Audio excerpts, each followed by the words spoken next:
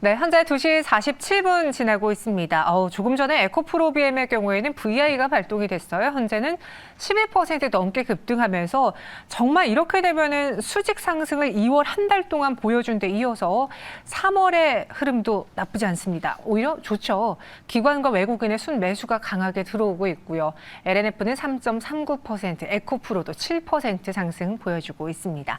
이런 시장 따라가야 될지 말아야 될지 정말 고민되잖아요. 그래서 저희가 오늘 시장을 세 가지 특징주로 정리해 볼게요. 이주연 대표, 임순재 대표 함께합니다. 안녕하십니까? 네, 안녕하십니까? 네, 정말 뜨거운 종목들이 워낙 많아서요. 빠르게 첫 번째 특징주로 바로 들어가 보겠습니다.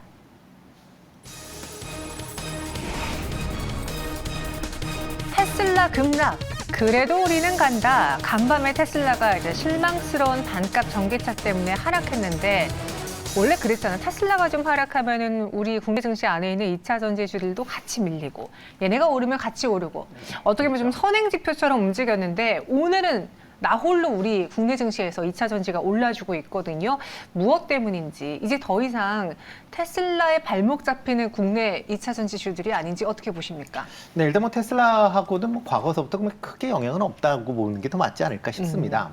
일단 뭐 테슬라 데이에 대한 어저께 이제 뭐 상당히 이제 실망감이 뭐 미국 증시에서 나왔었지만 그 반대적으로 이제 국내 증시에서는 앞으로도 이제 2차 전지는 잘 갈 것이다라는 기대감이 좀 더 키웠다라고 보시면 될 것 같고요. 뭐 테슬라 같은 경우도 뭐 2030년도까지 2천만 대의 뭐 생산 시설을 만들겠다라고 얘기를 하면 뒤집어 얘기하면 그만큼 2차 전지에 대한 수요도 앞으로도 계속 커질 수밖에 없는 그런 상황이다라고 인식하는 게 더 맞지 않을까 싶습니다. 뭐 테슬라 관련돼서 뭐 여러 가지 있기는 하지만 뭐 테슬라 시장 점유율 아마 계속 조금씩 하락을 할 겁니다. 아마 다른 이제 완성차 업체들이 이제 많이 그 신차를 발표하고 있는 그런 상황이고요. 대신 이제 테슬라에서 쓰고 있는 이제 기술에 대해서는 여전히 시장 내에서 좀 관심 사항을 가질 수밖에 없지 않을까라는 생각이 들고 있고요. 어떻게 뭐 테슬라 관련돼서 뭐 나온 것 중에 하나는 뭐 반값 자동차에 대한 얘기는 나오지는 않았지만 관련돼서 향후에 이제 전기차에 대한 원가를 낮추는 여러 가지 이제 방안을 연구하겠다라고 얘기를 하면서 뭐 오늘 같은 경우 국내 증시도 LFP 배터리 관련돼서 향후에 뭐 시장이 더 커질 거 아니냐라는 기대감 때문에 관련주들이 올라가는 그런 이제 형국 아닌가 싶습니다. 오늘 눈에 띄는 게 일단 워낙 2차 전지 안에서 대장 역할하고 있는 그 에코프로 형제들 네. 그리고 LNF 뭐 많은 종목들은 또 올랐고요. 네. 그의 후발주라고 해야 되나요? 약간 2군에 있는 첨보, PNT들도 오늘장 급등이 나왔어요. 네네. 이 첨보는 뭐 LFP 배터리 수혜라는 그 증권사 리포트 때문인 것 같고 PNT는 제가 알기로는 장비여서 투자와 관련된 종목으로 알고 있는데 이런 2군도 이제는 실금실금 갈 때가 됐습니까?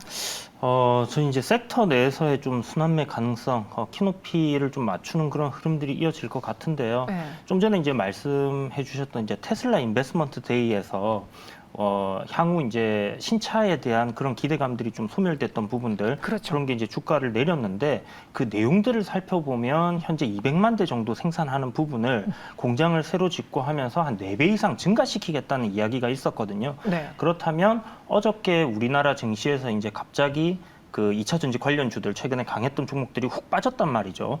그런 부분들이 테슬라의 주가에 영향을 좀 받았다라고 볼 수는 있지만 결국 해석을 해보니까 이거는 캐파가 더 늘어나는 부분이고 그렇다면 전기차에 들어가는 배터리 수요는 더 커진다라는 그렇죠. 관점에서 지금 달리고 있다 이렇게 봐야 될 것 같습니다. 그렇다면 지금 이 기존의 1군들 강하게 가는 종목들이 계속해서 추세적인 상승 흐름들을 이어가는 선에서의 조정이라면 2군들 그러니까 좀 전에 말씀하셨던 그런 첨보라든지 이제 장비 관련주들 이런 부분들도 전반적으로 다 수급이 순환매가 한 번씩 돌 가능성도 열어놓고 봐야 된다 이렇게 생각을 하고요. 에코프로비엠을 기술적으로 딱 놓고 보면요, 사실 신고가를 가는 종목이기 때문에 목표가가 뭐 얼마까지 갈 거다 이렇게 말씀드리기는 어려운 부분이 있어요. 그렇죠. 그렇지만 기술적으로 제가 이제 보통 목표치를 좀 계산을 할 때 쓰는 방법인데요. 앞단에 이제 2021년도에 큰 상승 파동이 한번 나왔던 그 상승폭을 지금 상승으로 저점 구간에서 계산을 해본다라면 대략 한 18만 원에서 19만 원대가 N자 상승의 목표치가 나온다라고 볼 수 있을 것 같습니다. 그래서 단기적으로는 지금 접근하기에는 조금 리스크가 있는 부분이 아닐까라는 생각이 들고요. 네.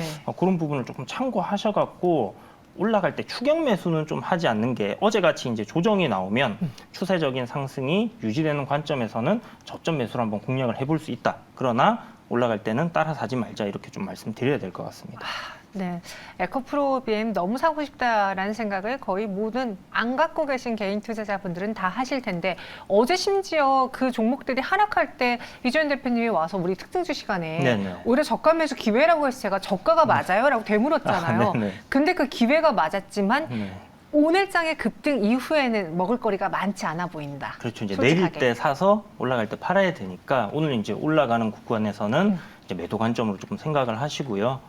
지금은 조금 분명히 과열된 부분들이 있습니다. 그리고 기술적으로도 조금 애매한 부분들이 있기 때문에 네. 뭐 여기서 제가 추천을 드리긴 조금 어려울 것 같아요. 제가 또 방송 시작하기 전에 그냥 사담처럼 에코프로임 사고 싶다라고 했더니 고점 신호가 왔다라고 읊조리셨잖아요. 네, 약간 그런 거 조심해야 된다라는 거고 또 오늘 LG화학이 모처럼 이야기가 나왔어요. 네. CNT 가치에 시총 반영이 필요하다라는 건데 증권가에서 목표 주가를 80만 원에서 85만 원으로 올렸더라고요. 네, 뭐 일단 뭐 LG화학 같은 경우는 이제 LG 엔솔을 분사하면서 뭐 이제 2차 전지 소재 관련된 이제 핵심적으로 이제 그러니까 하겠다라고 이제 얘기를 한 그런 상황입니다. 그래서 뭐 LG화학 자체가 이제 2차 전지 관련된 뭐 여러 가지 이제 사업을 지금 진행을 하고 있는데요. 뭐 양극재, 음극재, 분리막까지 지금 다 진행을 하고 있는 그런 상황이기 때문에 관련된 뭐 그 기대감은 상당히 커질 수밖에 없고요. 특히 이제 미국의 이제 테네시주의 양극재 공장을 지금 건설을 지금 계획하고 있는 그런 단계이기 때문에 만약 만들어진다라고 하게 되면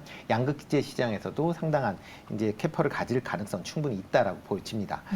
다만 그러니까 그렇기 때문에 뭐 CNT 관련된 부분에 대한 부분, 특히 이제 음극재 관련이죠. 관련돼서 이제 얘기들이 나오는데 일단은 뭐 전체 매출에 비해는 상당히 좀 작은 편입니다. 음극재 매출이 작기 때문에 이게 CNT를 한다라고 해서 뭐 당장 이게 영업 실적에 반영이 되거나 한다라고 보기는 어렵겠지만 향후에 이제 CNT 쪽으로 이제 시장 규모가 커진다라고 하게 되면 LG화학 내에서 이제 포지션이 커질 수 있기 때문에 그거에 대한 기대감이다라고 보시면 될 것 같습니다.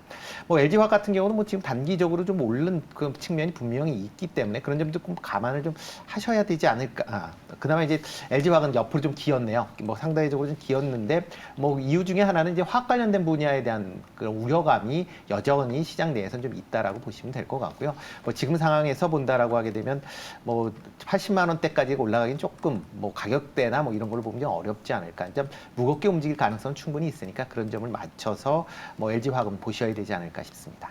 알겠습니다. LG화학까지 알아봤어요. 지금의 대세는 맞지만 오늘 또 슈팅이 나온 종목들 따라가진 마셔라. 떨어질 때 사자라고 이야기해 주셨고요. 두 번째 실시간 특징 좀 만나보겠습니다.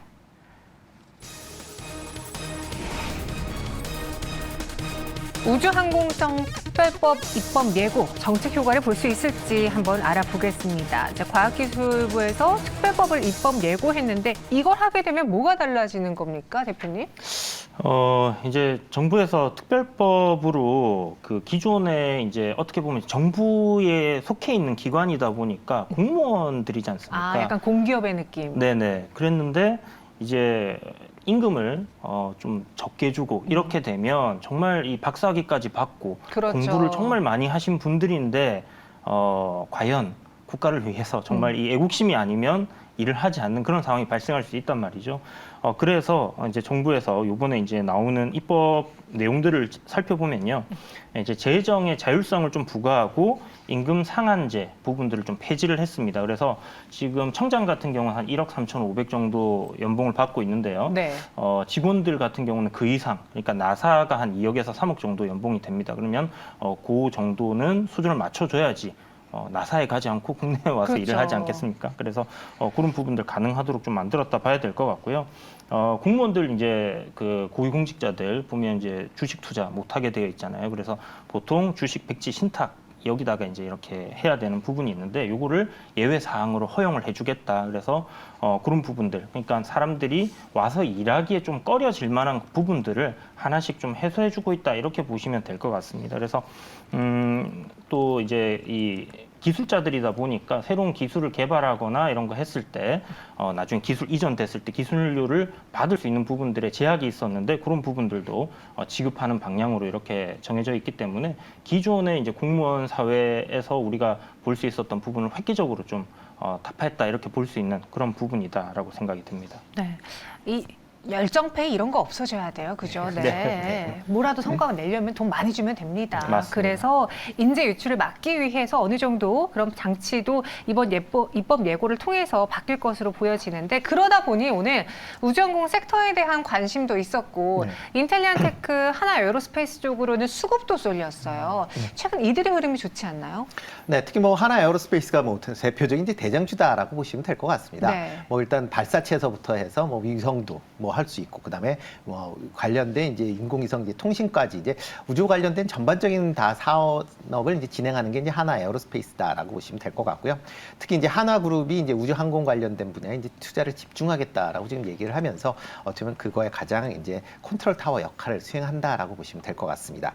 뭐 지난 최근 뭐 올해서부터 지금 계속 좀 좋은 그런 흐름세가 이어지고 있다라고 보시면 될 것 같고요. 뭐 올 초에 이제 6만 원대 에서 이제 머물다가 지금 이제 9만 원대까지 지금 뭐 한 50% 가까이 올랐죠. 그러니까 급등을 했었던 분명히 측면은 있긴 하겠지만 향후에 이런 이제 관련된 또 아직까지도 뭐 우주항공청 얘기뿐만 아니라 스페이스 X의 이제 스타링크가 3월달에 아마 인허가를 받게 된다라는 그런 얘기까지 나온다라고 하고 있는 상황에서 만약 인허가를 받는다라고 하게 되면 관련된 이런 우주항공과 관련된 종목들은 추가적으로 상승 여력은 더 있지 않을까 싶고요. 뭐 인텔리안테크나 뭐 AP 위성 같은 경우도 이런 이제 저궤도 위성과 관련돼서 지금 뭐 추가적 뭐 국내에서 이제 서비스가 진행이 된다라고 하게 되면 이런 단말기나 안테나 관련된 수요가 증가할 걸로 그렇게 이제 기대를 하고 있는 그런 상황이고 그것 때문에 주가가 선반영되고 있다라고 보시면 될 것 같습니다. 네, 이런 상황에서 또 증권가에서는 올해도 우주항공과 관련한 이슈가 많기 때문에 이 섹터를 눈여겨보자라는 이야기를 한 바 있거든요. 동의하시는지요? 네, 아무래도 이제 계속해서 이제 이슈들이 나오는 부분이고요. 우리나라에서 이제 또 달에다가 보냈던 그런 위성들부터 해서 우주 산업은 이제 지구 어떻게 보면 우리 인류 사회에서 지금 친환경을 외치는 부분이 있잖아요. 네. 그러면 자원을 개발하거나 이런 부분들이 지구 외쪽으로 가야 되는 부분이다 이렇게 생각한다라면 결국 이 우리가 살고 있는 행성에서 벗어난 다른 구간에서의 개발 활동들이 이루어져야 됩니다. 그러면 먼 미래를 생각했을 때 결국은 우리는 우주로 진출해야 된다라는 관점으로 또 본다라면 미래의 지향적인 그런 산업이 될 거다라고 생각을 하고 있고요. 만약 우리가 이제 이런 그 우주 관련주들 중에서 조금 눈여겨볼 만한 종목들, 최근에 스페이스X 관련해 갖고 이슈가 한번 있었단 말이죠. 세아 특수강, 세아 제강 지주, 이렇게 세아 철강 관련된 그런 기업들이 좀 급등을 했었는데요. 이게 이제 스페이스X의 특수한 제품들을 납품한다 이런 부분들이 있었습니다. 그래서 우리나라가 이제 이런 사업을 진행을 하게 된다라고 했을 때 세아 특수강 만약에 스페이스X에 납품하는 그런 이력들이 계속 쌓인다라고 했을 때는 네. 분명히 좀 부각이 될 가능성이 높다. 그래서 통신이라든지 항공 이렇게 우리가 볼 수 있겠지만 좀 의외로 약간 철강 관련주 특수강, 세아 특수강을 한번 지켜보는 것도 나쁘지 않을 것 같다 이렇게 말씀드리겠습니다. 주로 이럴 때는 AP 위성, 인텔리안 테크 위주로 봤었는데 네. 세아 특수강도 하나의 수혜주다라고 꼽아주셨습니다. 네, 우주항공 관련해서는 아직까지 재료가 많이 남아있다, 눈여겨볼 만하다라고 정리해 보겠고요. 세 번째 실시간 특징주 만나보도록 하겠습니다.